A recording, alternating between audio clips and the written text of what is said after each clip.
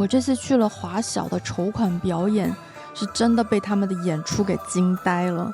对于华人文化的传承，马来西亚的华小是认真的。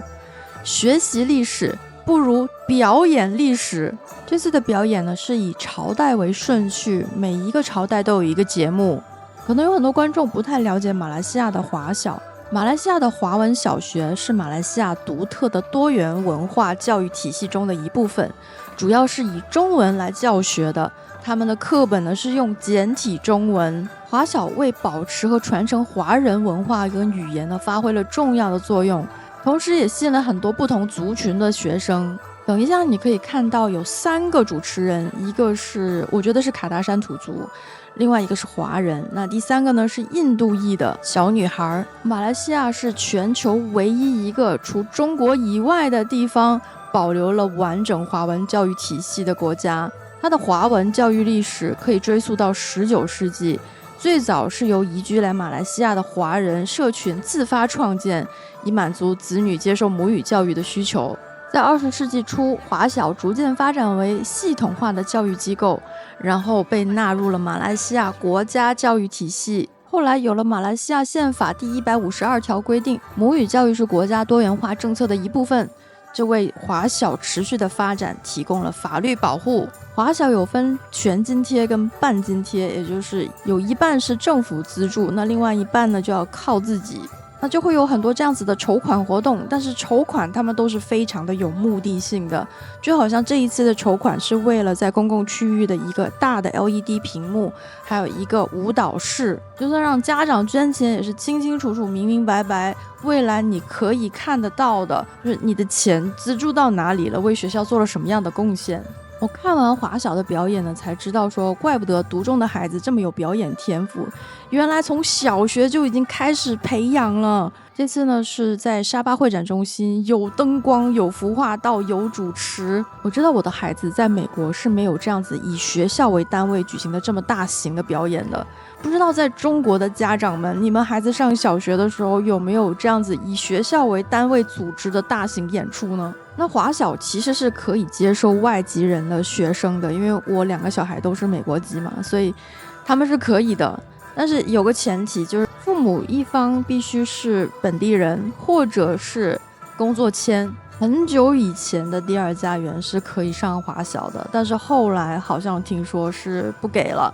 所以呢现在政策不太明朗。沙巴这边呢也没有说确定的说完全不可以，但是也没有说可以，但是确定的能够上华小的就是工作签是可以的，还有外交使节的孩子是可以上华小的。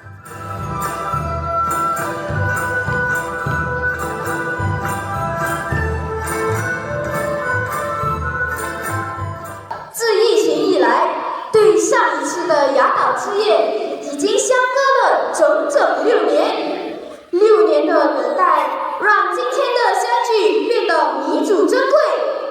这一夜不仅是我们功夫历史与文化盛宴的时刻，更是一场久别重逢的重聚。感谢大家的不离不弃，也感谢所有为今晚倾注心血的老师、同学和幕后工作人员。在这特别的夜晚，让我们用热烈的掌声迎接雅岛之夜的回归，开启这场穿越时光的文化之旅。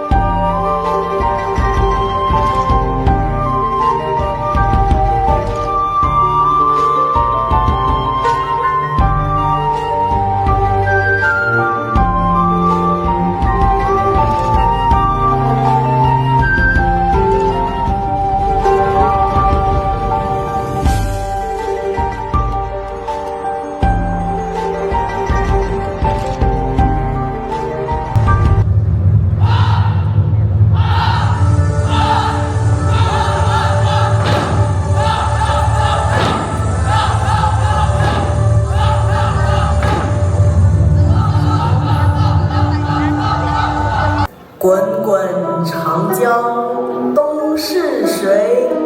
浪花淘尽英雄。是非成败转头空，青山依旧在，几度夕阳红。白发渔樵江湖上，惯看秋月春风。